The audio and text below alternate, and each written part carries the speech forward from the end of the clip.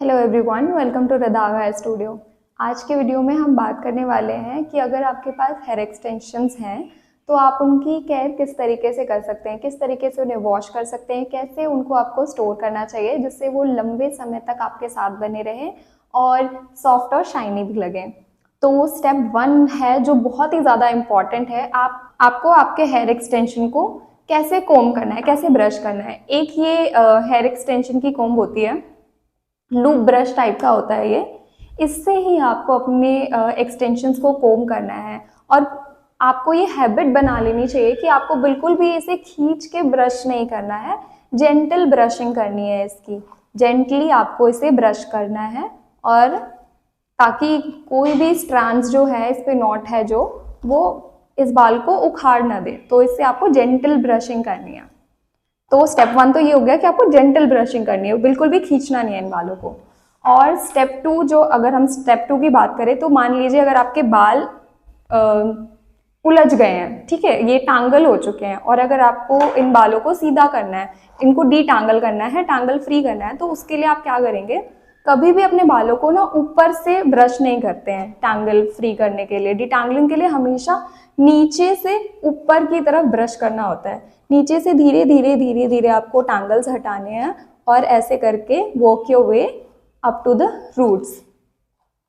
तो इस तरीके से आपको इनको डिटैंगल करना है ताकि कोई भी हेयर शेडिंग ना हो। स्टेप 3 की अगर हम बात करें तो आपको अपने एक्सटेंशंस को धोना कैसे चाहिए। हेयर वॉश जैसे आप अपना करते हैं उसी तरीके से आपको अपने एक्सटेंशंस को भी धोना चाहिए। तो कोई भी आप अपना माइल्ड शैम्पू ले सकते हैं जो कि सल्फेट फ्री हो।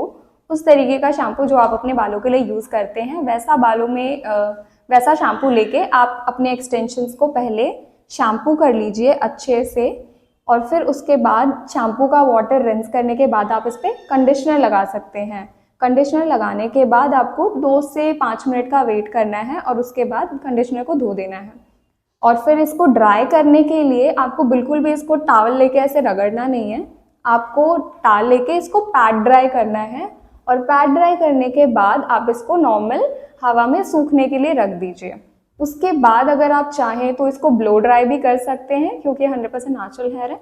तो आप इनको ब्लो ड्राई करिए और फिर आप इनको स्टाइल कर सकते हैं। जब भी आप इनको हीट स्टाइल करें तो उसके लिए सबसे पहला और सबसे मोस्ट इम्पॉर्टेंट स्टेप होगा कि आपको इसके ऊपर protectant spray, heat protectant spray लगाना है ताकि हीट से बाल कोई भी डैमेज ना हो। जैसे कि आप अपने बालों पे लगाते हैं, सेम आपको इन बालों पे भी लगाना है और उसके बाद आप इन पे हीट स्टाइलिंग कर सकते हैं। और जो लास्ट स्टेप है कि अगर आपने ये एक्सटेंशंस लगाए हैं और फिर अब आपको इनको निकालना है या इनको स्टोर करना है, या फिर अगर आपको सोना है तो आप क्या करें। कभी भी आप अपने टेम्पररी एक्सटेंशंस को लगा के ना सोए, क्योंकि सोने से बहुत ज़्यादा रब होते हैं बाल और फिर फ्रिक्शन की वजह से ये टूट सकते हैं। इसलिए अगर आपके क्लिप इन एक्सटेंशंस हैं तो आप उन क्लिप इन एक्सटेंशंस को निकाल के अच्छे से कोम करके, डिटैंगल करके, टैंगल फ्री करके, उसके बाद आप उनको हैंगर में हैंग करके रख सकते हैं, या फिर जो स्टोरेज बॉक्स होता है आप उसमें उसको प्रॉपरली रख सकते हैं। अगर आप ऐसे ही उनको इधर उधर रख देंगे तो हो सकता है कि वो टैंगल हो जाए और जिससे ब्रेकेज के चांसेस बढ़ जाते हैं।